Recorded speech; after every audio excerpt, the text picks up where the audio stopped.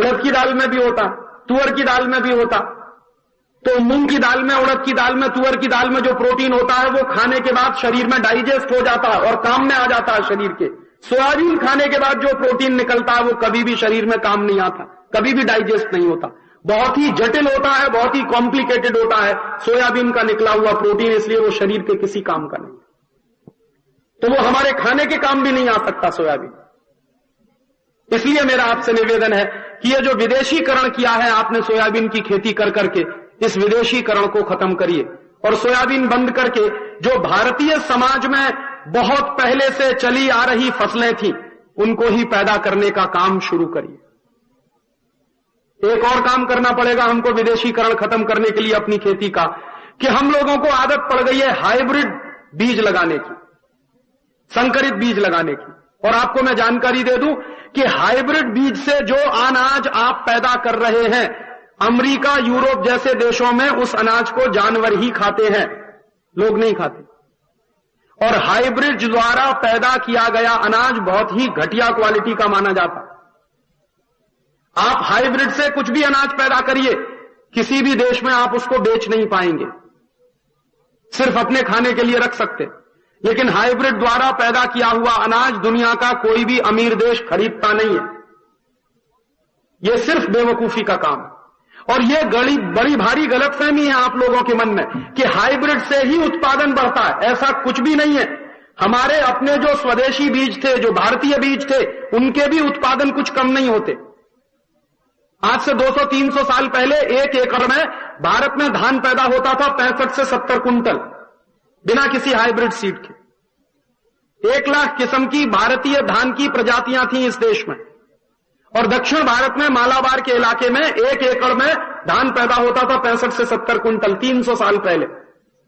तो बिना किसी हाइब्रिड बीज के, बिना किसी केमिकल फर्टिलाइजर के, बिना किसी केमिकल पेस्टिसाइड के इतना धान पैदा होता था। आज भी हो सकता है बिना हाइब्रिड बीज के, बिना केमिकल फर्टिलाइजर के, बिना केमिकल पेस्टिसाइड के।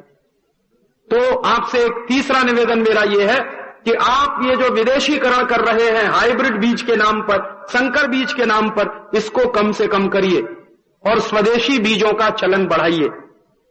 हम लोगों ने आजादी बचाओ आंदोलन की तरफ से एक अभियान शुरू किया। अभियान ये शुरू किया है, हम लोग गांव-गांव जाते हैं और लोगों से, किसानों से मिलते हैं। तो एक तरह की बात हर जगह के किसान हमको कहते हैं कि राजीव भाई आपकी बात समझ में आती है, संकर बीज नहीं इस्तेमाल करना चाहिए, लेकिन आप बताइए हमको स्वदेशी बीज मिलेगा कहां से? क्योंकि जिस दुकान पे जाओ वहां संकर बीज ही मिलता, जिस कंपनी के पास जाओ वो सब संकर बीज ही बेचते हैं, जिस एजेंसी पे जाओ सब जगह संकर बीज ही मिलता है। तो ये बात सही है कि धीरे धीरे स्वदेशी बीज का चलन खत्म हुआ है। लेकिन फिर हम लोगों को ऐसा लगा कि ये समस्या तो बहुत बड़ी है, तो इस समस्या का समाधान करने के लिए हम लोगों ने एक रास्ता खोजा कि जहां जहां देश के किसानों के पास स्वदेशी बीज उपलब्ध है, वो स्वदेशी बीज लेकर हम बीज से बीज बनाने का एक नया अभियान शुरू कर रहे हैं।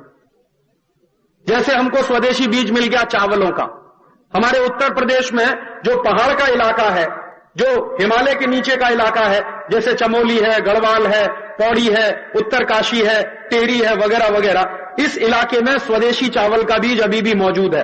तो हमारे साथियों ने उसको इकट्ठा करना शुरू किया और वो इकट्ठा करके उस बीज को हम फिर से उत्पादित करके दूसरे गांव के लोगों को वो बीज बांट रहे हैं और कह रहे हैं कि तुम भी अपने खेत में लगाओ, बीज पैदा करो, किसी तीसरे को बेचो, तीसरे को कहते हैं कि तुम लगाओ, बीज पैदा करो, चौथे को बेचो। इस तरह से बीज बनाने का एक अभियान हम लोगों ने शुरू किया। आप भी ये अभियान चला सकते हैं अपने गांव में। आप ये देखिए कि इस विदर्भ के इलाके में या यवतमाल जिले में ही मान लीजिए कितने स्वदेशी बीज हैं जो बच गए हैं।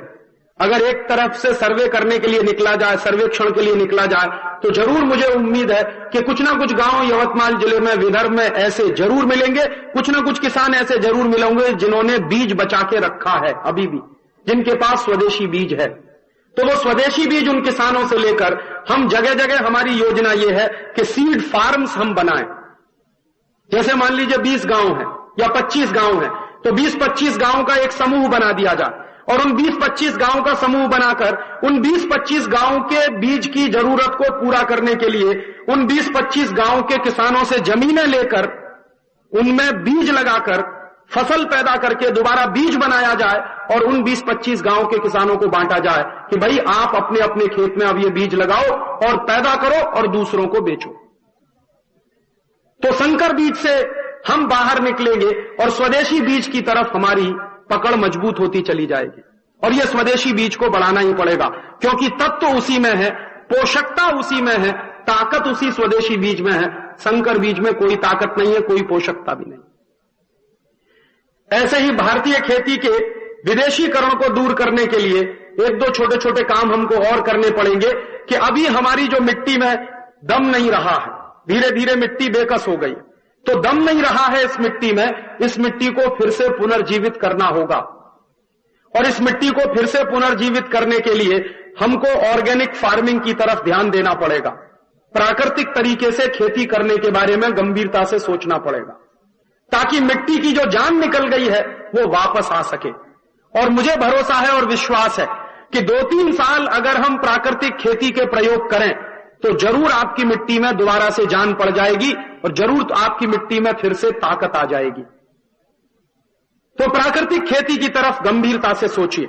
हमारे देश में बहुत बड़े बड़े लोग हैं जो प्राकृतिक खेती के प्रयोग कर रहे हैं, और जो लोग प्राकृतिक खेती के प्रयोग कर रहे हैं उनके प्रयोगों से जो परिणाम निकल रहे हैं वो बहुत ही उत्साहवर्धक हैं। मेरे कई दोस्त हैं इस देश में जो प्राकृतिक तरीके से अपने खेत में खेती कर रहे हैं और उनका उत्पादन बहुत तेजी से बढ़ रहा है, और उनके द्वारा पैदा किए गए उत्पादनों में जो मिठास है, जो उनमें क्वालिटी है, वो किसी भी दूसरे भोजन में मुझे तो नहीं दिखाई देती। मेरे बहुत सारे दोस्त हैं जो पूरे देश में इस काम में लगे हुए। तो आपसे भी मेरा निवेदन है कि गांव गांव में प्राकृतिक खेती कैसे की जाए उसके लिए शिविर लगाए जाएं।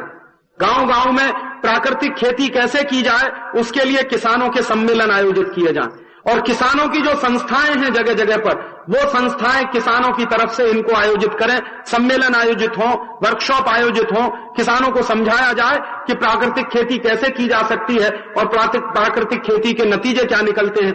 जिन लोगों ने प्राकृतिक खेती करके नतीजे पाए हैं और उत्साहवर्धक परिणाम उनके आए हैं, उन्हीं लोगों को उन सम्मेलनों में बुलाया जाए और उनके माध्यम से चर्चा सत्र गांव गांव में चलाए जाएं, गांव गांव के किसानों को उसमें शामिल कराया जाए। तो एक रास्ता यह हो सकता है हमारे इस विदेशीकरण से बाहर निकलने का। और एक विदेशीकरण से बाहर निकलने का और गंभीर प्रयास आपको करना पड़ेगा। आजकल हमारे देश में खेती में मोनोकल्चर आ गया है। मोनोकल्चर माने एक जैसी खेती पूरे देश में होने लगी है। अभी कपास करना शुरू किया तो सबने कपास ही लगा दिया, एक के बाद एक सबने कपास लगाना शुरू कर दिया। फिर सोयाबीन शुरू हुआ तो सबने सोयाबीन ही लगाना चालू कर दिया। एक भेड़ चाल हो गई है पूरे देश में। वो बगल का किसान लगा के बैठा है तो हम भी लगाएंगे, बगल का किसान मरेगा, कुएं में गिरेगा, आप भी गिरेंगे। वो सत्यानाश करेगा, आप भी करेंगे अपना। वो पागल हो गया है, आप भी बनेंगे क्या पागल? तो अपनी खेती को इस मोनोकल्चर में से बाहर निकालिए, माने विविधता लाइए उत्पादन में। मैं ये नहीं कहता कि कपास मत करिए, कपास भी करिए, कपास के साथ साथ उड़द भी करिए, मूंग भी करिए, तुअर भी करिए, गेहूं भी करिए, चावल भी करिए, तमाम तरह की विविधता वाली फसलें करिए ताकि मिट्टी की शक्ति बरकरार रहे। आप जानते हैं, वैज्ञानिक भी इस बात को कहते हैं कि कपास के बाद कपास लगाने से खेत खत्म होता है, मिट्टी खत्म होती है। तो कभी भी कपास के बाद कपास मत लगाइए, कोई दूसरी फसल लगाइए, उसके बाद फिर जरूरत पड़े तो कपास लगाइए। तो ऐसे अपनी खेती में विविधता लाइए, और यह विविधता इस तरह से लाइए कि इस देश में दलहन का और तिलहन का उत्पादन लगातार बढ़े, जो लगातार कम होता चला जा रहा। दालों का उत्पादन बहुत कम हो गया इस देश में, तिलहन का उत्पादन बहुत कम हो गया। माने जितनी तेजी से हमारी आबादी बढ़ी है और आबादी की जरूरतें बढ़ी हैं, उतनी तेजी से दालों का उत्पादन नहीं बढ़ा। जितनी तेजी से हमारी आबादी बढ़ी है उतनी तेजी से हमारे यहां तिलहन का उत्पादन नहीं बढ़ा। तो अभी भारत के किसानों को बहुत गंभीरता के साथ एक दिशा में यह सोचना पड़ेगा और इसकी कार्य योजना बनानी पड़ेगी कि हम हमारे देश में दलहन का उत्पादन, दालों का उत्पादन कैसे बढ़ाएं, तिलहन का उत्पादन कैसे बढ़ाएं, क्योंकि दाल भारतीय भोजन में सबसे आवश्यक तत्व है। दाल खाने से आपके सभी तरह के पोषक तत्वों की पूर्ति होती है। सब्जी खाने में बहुत बार पोषक तत्व नहीं मिलते, लेकिन दाल खाने से सभी तरह के पोषक तत्वों की पूर्ति हो जाती है शरीर को। तो दलहन का उत्पादन कैसे बढ़े, दालों का उत्पादन कैसे बढ़े, और तिलहन का उत्पादन इसलिए बढ़ाना पड़ेगा क्योंकि आपको खाद्य तेल चाहिए। खाने के लिए तेल चाहिए। तो दलहन और तिलहन का उत्पादन कैसे ज्यादा से ज्यादा बढ़े और मोनो